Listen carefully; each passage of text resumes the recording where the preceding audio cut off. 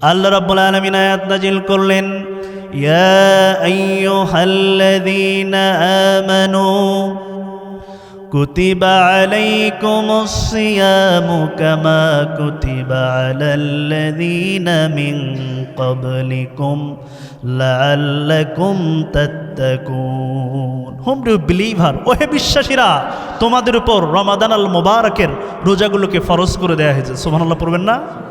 কিন্তু এরপরে আল্লাহ অন্য আয়াতে বলে দিয়েছেন, ওয়া আলাল্লাযীনা ইউতিকুনাহু ফিদিয়াতুন তাআমু মিসকিন।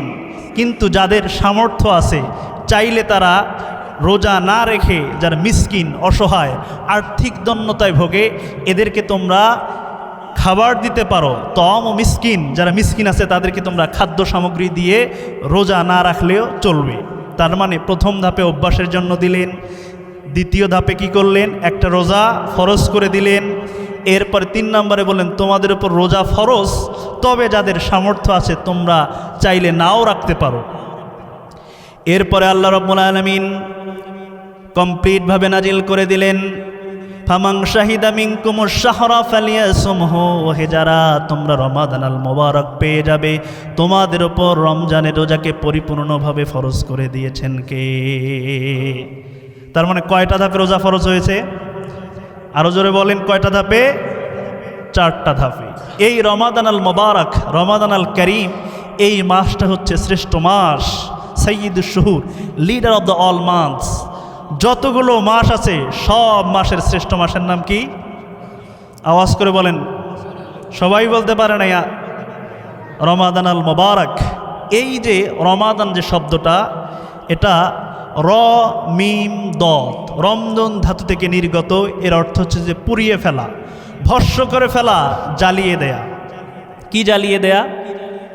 আগুন যেমন আবর্জনাকে পুড়িয়ে ফেলে, আগুন যেমন কাঠকে পুড়িয়ে ফেলে, আমরা যদি রোজার মতো রোজা রাখতে পারি, তাহলে আমাদের যে গুনাহগুলো আছে সবগুলো মাফ করে দেবেন কে? সব গুনাহগুলোকে পুড়িয়ে ফেলবেন কে?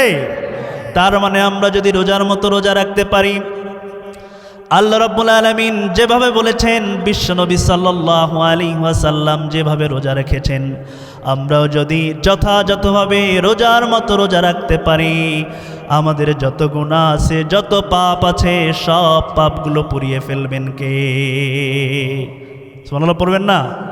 তার মানে রোজা রাখলেই আমাদের গুনাহ মাফ করে দেবেন কে?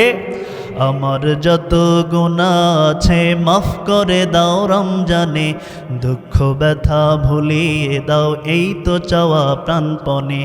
আমার যত গুনাহ আছে মাফ করে দাও রমজানে, দুঃখ ব্যথা ভুলিয়ে দাও, এই তো চাওয়া প্রাণপণে। আওয়াজ করে পড়েন আমিন।